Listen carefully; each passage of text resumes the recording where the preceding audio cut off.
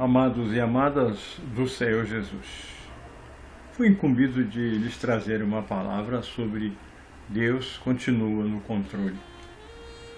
E ao meu coração veio a mensagem de Daniel, capítulo 4. Eu gostaria que mais tarde vocês lessem todo o capítulo e meditassem sobre ele.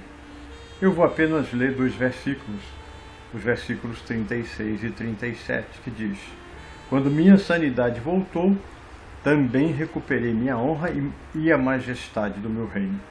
Meus conselheiros e nobres me procuraram e fui restaurada a meu reino com muito mais honra do que antes. Agora eu, Nabucodonosor, louvo e glorifico e honro o Rei dos céus. Todos os seus atos são justos e verdadeiros, e ele tem poder para humilhar os orgulhosos. Tratando de Deus continuar ou não no controle das coisas, da história, da humanidade, é conveniente perguntarmos neste momento para nós mesmos: Deus controla as nossas vidas? É Deus quem está no controle de todos os nossos projetos? É o Senhor que controla realmente a história? Supondo que todos nós respondamos que realmente Deus está no controle, supondo que todos nós façamos eco a essa resposta, Deus está no controle de todas as coisas, eu lhes perguntaria neste momento: você diz isso, mas pensa realmente assim? Você diz isso, mas pensa no quão falível você é? Você diz isso e pensa o quão instável é a sua vida? Você diz isso e pensa o quão exígua é a sua vida? A Bíblia Sagrada, no texto de Tiago, capítulo 4, verso 13, ele chama a nossa atenção para a necessidade de cada um de nós submetermos nossos projetos ao Senhor. E é interessante a gente observar que a Bíblia Sagrada traz exemplo de seres que foram presunçosos quanto à capacidade pessoal de cada um deles de realizar as suas coisas, quanto ao futuro, quanto ao domínio do amanhã. Desde o princípio, homens e anjos fizeram projetos e não os submeteram à soberania de Deus. O que na verdade eles conseguiram foi apenas fracasso que eles conseguiram. Poderíamos citar alguns, como por exemplo Lúcifer, poderíamos citar outros, como por exemplo Adão e Eva, Nabucodonosor, aqueles componentes da Torre de Babel, certo? Cada um deles com o seu projeto especial. Lúcifer, o projeto dele era de domínio, era de ser maior do que Deus. Lúcifer, está lá em Isaías capítulo 14, certo, verso 17, a Bíblia Sagrada diz que ele subirá aos céus, ele dominará, ele fará muitas coisas, sem submeter a aquilo que o Senhor exigia dele. Lúcifer, como diz as Escrituras, era um anjo poderosíssimo, cheio de sabedoria, o mais belo de toda a criação, certo? Ele era realmente um ser perfeito, um padrão de formosura, mas fez um projeto arrogante. Eu me basto, eu sou capaz, eu sou autossuficiente e eu estabelecerei as diretrizes da minha vida, sem submetê-las ao nosso Deus. Com o coração cheio de presunção, ele não conseguiu ver seu projeto ser concluído com sucesso. Quem antes era o portador da luz, que brilhava, ao deixar a arrogância tomar conta de seu coração, transformou-se em Satanás, o adversário, o diabo, o anjo rebelde, o príncipe do mundo. De portador da luz a adversário que mata, rouba e destrói. Se nós esquecermos humildemente de submeter os nossos projetos ao Senhor, nós estaremos de mãos dadas com o Satanás. Nós juntaremos ao seu projeto.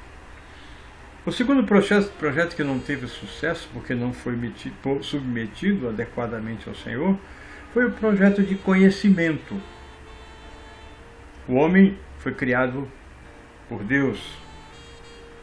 A imagem de Deus, ele foi feito. E Deus colocou este homem no jardim do Éden e lhe deu os mandamentos.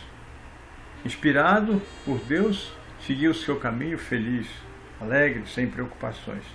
Mas um dia, dando ouvido à sua própria curiosidade, dando ouvidos ao diabo, dando ouvidos a um conhecimento que na verdade ele não precisava, ele desobedeceu ao Senhor.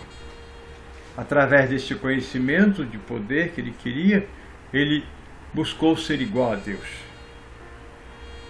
Conhecer o bem e o mal os levou a distanciar de Deus. Conhecer o bem e o mal levou Adão e Eva a cair e descobrir tardiamente que o projeto deles não tinha nenhum valor sem Deus nele. O terceiro projeto, que também não teve sucesso, porque não foi submetido ao Senhor, foi o projeto de Nabucodonosor, da sua autossuficiência. Nabucodonosor era um grande rei da Babilônia. Ele pôde aprender, através da sua experiência com os servos do Senhor, Daniel, Sadraque, Mesaque e Abednego, muitas coisas sobre Deus e sobre quem realmente conduzia a humanidade. Mas ele tinha o seu próprio projeto pessoal. Ele tinha o seu próprio projeto egoísta, ele tinha o seu próprio projeto orgulhoso. E a palavra, lá em Daniel capítulo 29, verso 37, ele, em um determinado momento, depois de ter um sonho que ele era uma grande árvore, que essa árvore fora cortada, ele declara, olhando para a Babilônia, se Babilônia não era a cidade que ele tinha construído, para ser o centro do reino dele, para mostrar ao mundo que ele tinha domínio e tinha majestade. Quando ele estava falando, veio uma voz do céu e disse a ele: Nabucodonosor, passado foi o seu reino, você vai conviver com os animais. Perdeu a memória e foi viver com os animais. Nabucodonosor viveu 7 anos como doente mental, junto com os animais, e diz a Bíblia, comendo capim com os animais. Mas um dia Nabucodonosor olhou para o céu, recobrou a sua consciência, voltou à sanidade e honrou ao Senhor. E ele diz: agora eu, Nabucodonosor, glorifico e honro ao Rei dos céus. Ele tem poder para humilhar e tem poder para rebaixar, tem poder para exaltar. Ele tem poder para fazer com que os orgulhosos fiquem no seu lugar. A autossuficiência de Nabucodonosor foi contra o controle que Deus executa na história. Por que devemos submeter os nossos projetos à soberania do Senhor? Porque o Senhor sabe o que é melhor para todos nós. O mundo, amados, nos tempos desses projetos, mudou muito de lá para cá, mas Deus continua o mesmo e no controle de todas as coisas. Se nós entendermos que dominamos tudo, nosso projeto bate de frente com o projeto de Deus para cada um de nós, e nós não seremos bem-sucedidos como Lúcifer não foi. Se nós entendemos que sabemos tudo e não precisamos de Deus para nada, receberemos o insucesso como solução para os nossos projetos, como Adão e Eva recebeu. Se nós entendemos que somos autossuficientes e por isso não nos submetemos ao Senhor e nem submetemos nossos projetos ao Senhor, o insucesso baterá à nossa porta e nós perderemos.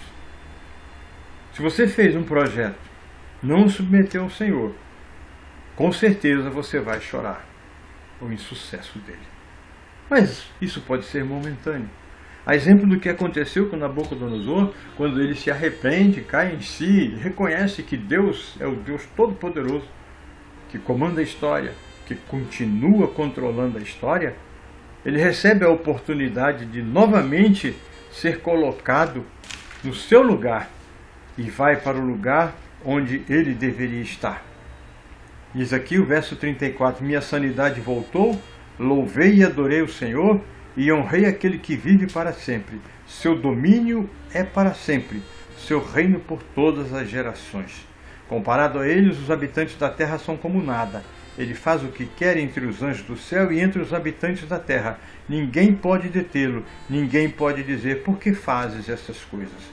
Quando a minha sanidade voltou, recuperei a minha honra e majestade. Meus conselheiros e nobres procuraram, fui restaurado ao meu reino, com muito mais honra que antes. Agora eu, Nabucodonosor, louvo, glorifico e honro o Rei dos céus. Todos os seus atos são justos e verdadeiros, e ele tem poder para humilhar os poderosos, tem poder para humilhar os orgulhosos.